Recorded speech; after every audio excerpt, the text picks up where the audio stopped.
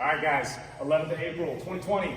Seems like this month is going on forever, but we're still in it. We got a 22-minute AMRAP today of a 100-meter run or a 200-meter row to start off. So that's kind of, if you have a rowing machine, you're lucky enough to have one of those, you can go on the row, or you have your choice, but it's not both. It's not switching back and forth. It's one or the other. Pick and stay with that choice. With the run, if it's bad enough on Saturday where you can't get outside, get creative, maybe running some stairs in your house. Maybe if you have a big enough house that you can get a little light jog going on, but something that's gonna spike that heart rate. A 100-meter run is gonna take about a minute, minute and a half, depending on how this workout treats you. So find something that's gonna do that for a minute and a half. Maybe even a jump rope, maybe even running in place, butt kickers if you don't have the ability to get outside. Otherwise, 100-meter run or the 200-meter row starts you off. We'll go through all these in just a second with the actual movement standards with Mike. 10 leg raises. We will describe what that is. Make sure you guys are aware of that. The 5 tuck jumps. And then we're going to go on whatever you picked. You're doing the same thing. You're not switching back and forth as you go through. So if you're running, you've got twice as long, a 200-meter run, or twice the duration of what you did the first time, as far as whatever that implement may be. Or the 400-meter row. So you're doubling your distance in the mid part of that round, whatever you choose. Okay, and then the swings. We have it written just as swings because, as Mike will show you in a second, we got a bunch of different objects that we can use to swing.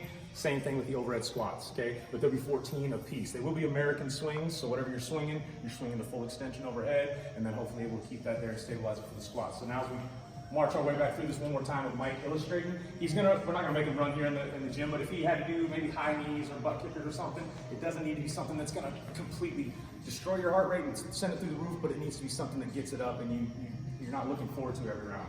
All right, the 10 leg raises. Mike's gonna be lying on his back, similar to what we did in our warm-up. But he's gonna have his feet out front. He's gonna try and bring them straight legs, toes pointed up to right over his hips. He doesn't need to go any further than that. We're looking to keep that core nice and engaged, that good hollow body position. Even when we're bringing our legs down, it doesn't mean he wants to let his back and core relax and go into that extension. He's touching his heels to the ground if he can, and then bringing them up to vertical, nice and controlled, deliberate movement. Whatever you need to do to either limit the range of motion or basically just bend those legs as little as possible and use that core to stay in a good position. The tuck jumps, just like it sounds, we're gonna jump and then tuck our knees up into our chest. So it's kind of like a reverse squat jump. At the top of the jump, we're gonna squat and we're gonna bring those knees up in our chest. We're still trying to land nice and soft. We wanna land through a nice flat foot. We're not driving our toes down into the ground. We're being real aggressive. Good job with those, landing nice and soft. And then again, you'll double the distance or whatever you did for the row or the run. And then we've got 14 swings. So Mike's setting up his objects. We got the tried and true kettlebell if you were lucky enough to have one or come get one from the gym and be borrowing it for all this stuff. Awesome.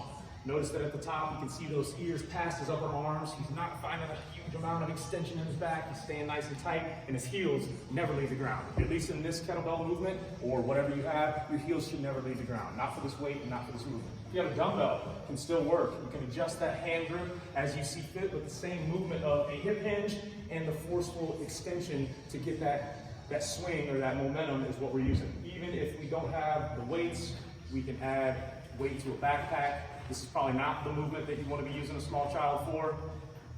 So once you've got the swings, probably going to be the same object for a lot of us. Or if we have a PVC pipe, a barbell, something, a broom, you can do your overhead squats that way. But the weight is not a huge issue here. More or less, we're looking at the position. So for a lot of us, this might actually be a blessing in disguise that we're out of the gym. We're getting some better weights in our hands to make sure that we're working on that good position. So that here, when we're able to come back to the gym, all of a sudden the barbells are moving a lot better. It doesn't always have to take weight to improve at this stuff, especially with the Olympic lifting and those movements. So hopefully that helped you out. Hopefully you guys have a really good workout. See you later.